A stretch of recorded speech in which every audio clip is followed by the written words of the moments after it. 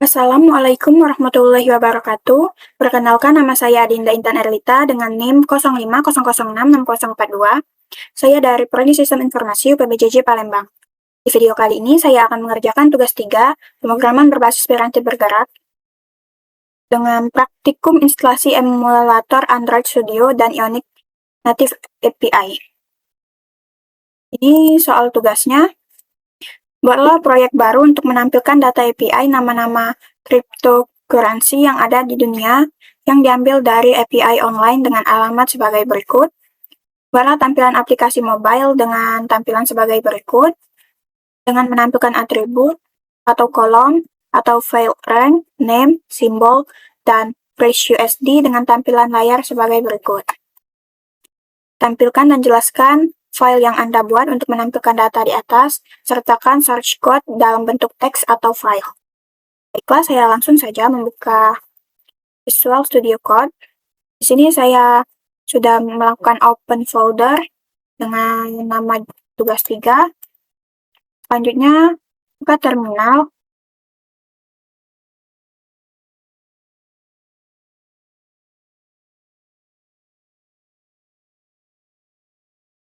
Saya sudah download Node.js. Langsung saja install Ionic CLI-nya.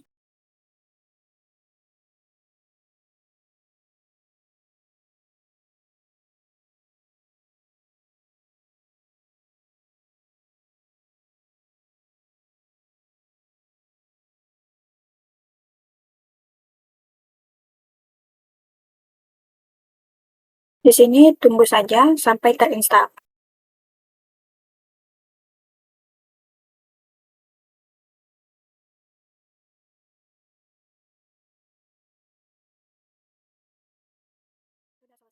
Kita cek apakah berhasil terinstall.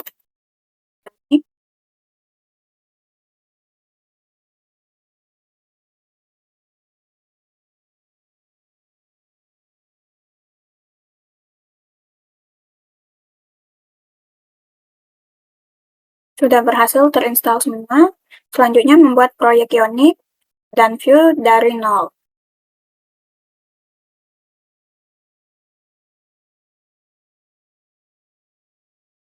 Saya buat nama foldernya crypto. Sini blank.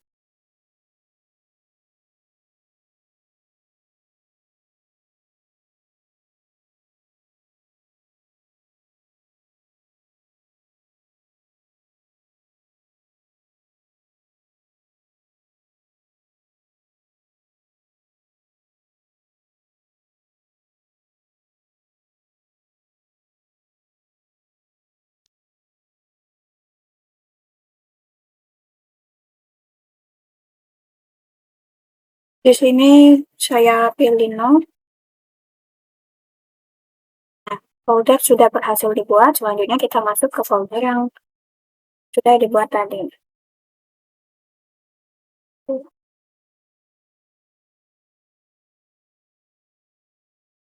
Setelah masuk ke folder, lalu kita install Axios.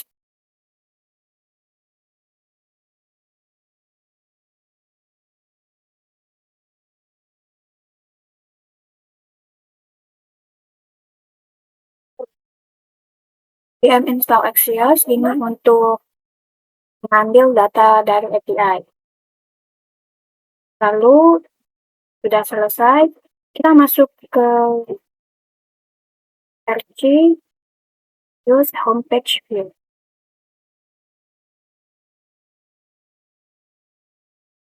Ini datanya.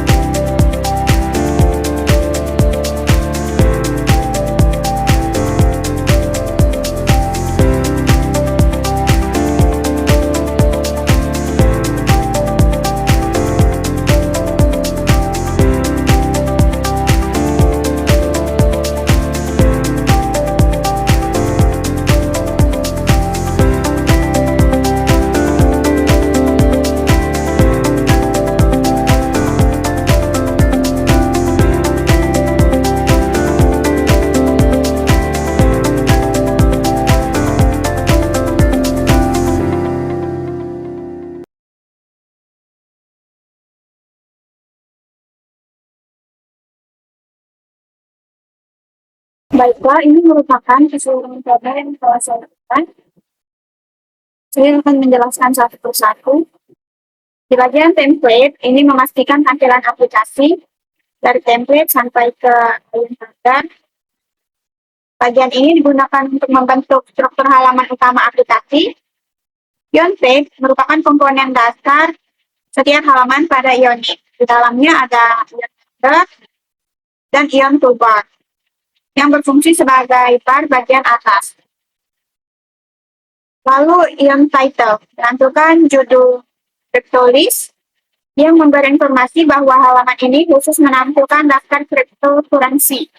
Warna biru pada toolbar menunjukkan gaya tampilan bawaan Ionic, membuat hardware terlihat seperti aplikasi mobile arcade. Selanjutnya ada Ion content, discuss, Ion button. Ion content adalah area yang menampung seluruh isi halaman. Di dalamnya terdapat sebuah tombol refresh.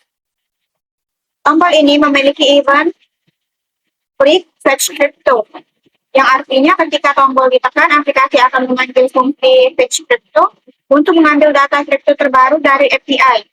Pengguna bisa menekan tombol ini kapanpun mereka ingin memperbarui data. Lalu ada if, digunakan untuk memusatkan tombol agar tampilan grafik di bagian tengah layar.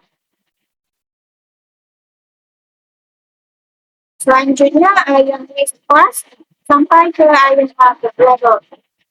Bagian ini adalah tempat di mana seluruh data cryptocurrency ditampilkan dalam bentuk daftar. Ion list class cryptolist adalah kontainer khusus untuk membuat list di aplikasi mobile. Selanjutnya, V4 coin in crypto data digunakan untuk looping, artinya setiap data koin yang ada di dalam crypto data akan dibuatkan satu item tampilan. Lalu K coin.id bantu view agar lebih efisien dalam menampilkan data. Setiap koin ditampilkan dalam bentuk Ion item, yaitu satu baris list yang rapi seperti aplikasi mobile asli. Selanjutnya ada if class row, spend class. Bagian ini menunjukkan layout untuk menampilkan satu baris informasi. Baris tersebut terbagi menjadi dua bagian, yaitu query label dengan nilai yang diambil dari API. Struktur ini digunakan berulang untuk menampilkan ref, nama, simbol, dan price atau USD. Dengan format seperti ini, tampilan data menjadi lebih rapi, struktur, dan mudah dibaca.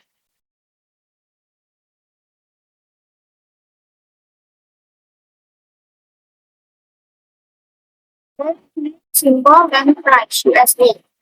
Selanjutnya, bagian string, tempat logika program berjalan. Di sini ada script setup, import ref unknown from queue, import XJS from XJS. Bagian ini mengimpor fitur-fitur penting. Ref digunakan untuk membuat variabel reaktif yang otomatis diperbarui di tampilan. On-mounted menjalankan fungsi ketika halaman pertama kali dibuka. XJS library untuk mengambil data dari REST API. Setup adalah gaya penulisan view yang lebih singkat, modern, dan mudah dipahami. Selanjutnya ada conscriptor data yang akan menyimpan daftar cryptocurrency. Nilainya berupa array kosong dan akan terisi setelah data berhasil diambil dari API. Karena menggunakan REST, ketika isi variabel berubah, tampilan akan ikut berubah secara otomatis. Lalu di sini ada fetch crypto sampai once response. Ini adalah fungsi utama yang bertugas mengakses API. Async ini digunakan ketika proses pengambilan data butuh waktu. Selanjutnya, Axios get URL digunakan untuk melakukan permintaan get ke API. Ini merupakan alamat dari URL-nya. Hasil permintaan disimpan ke dalam response. Aplikasi ini tidak akan freeze karena pengambilan data dilakukan secara async tersebut. Selanjutnya ada crypto data, value sampai ke price USD. Data dari API biasanya sangat banyak dan memiliki struktur yang kompleks. Kode ini melakukan beberapa hal penting, yaitu respon data ini untuk mengakses data asli dari API. Lalu ada app untuk mengambil hanya file yang dibutuhkan. Dan cryptodata.value untuk menyimpan data tersebut. Dengan proses mapping ini, tampilan hanya menerima data yang sudah bersih, terstruktur, dan siap ditampilkan. Lalu, on-mounted fetch crypto, ini fungsinya agar fetch crypto langsung dijalankan saat halaman pertama kali dibuka. Jadi, pengguna tidak perlu menekan tombol refresh untuk melihat data. Tampilan akan langsung muncul secara lengkap dengan daftar cryptocurrency. Selanjutnya ada bagian style, untuk mengatur tampilan visual agar sesuai seperti ini.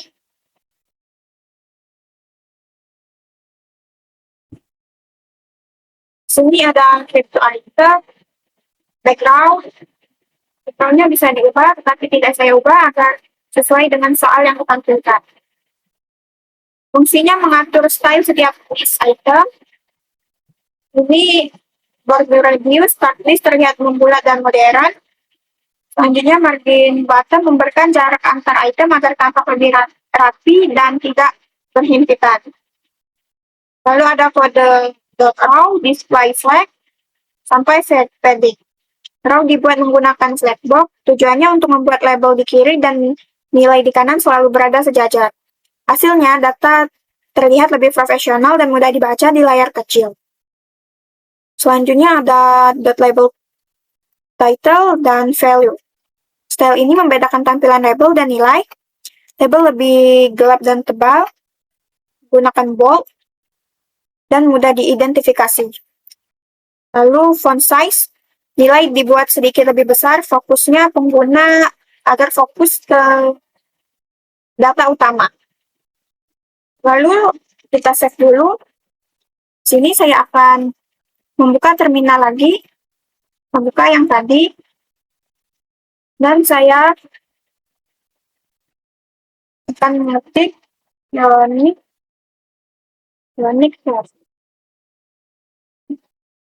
agar bisa masuk ke localhost.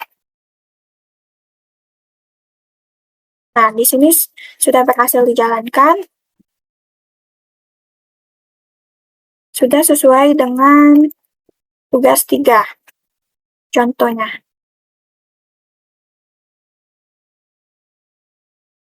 Lalu, jika ingin mengubah tampilan datanya menjadi seperti ini, saya akan mengubahnya.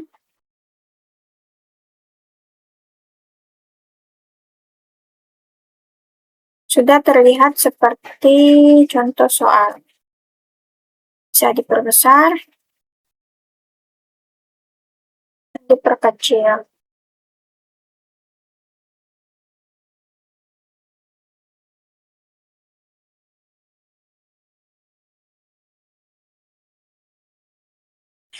Baiklah, melalui praktikum ini saya memahami cara mengambil dan menampilkan data API cryptocurrency menggunakan Ionic dan Vue.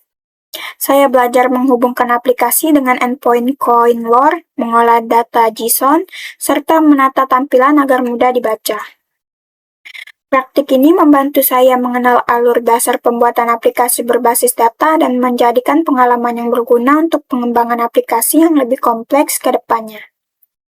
Sekian dari saya ucapkan terima kasih. Mohon maaf jika ada kesalahan kata. Saya akhiri dengan mengucapkan wassalamualaikum warahmatullahi wabarakatuh.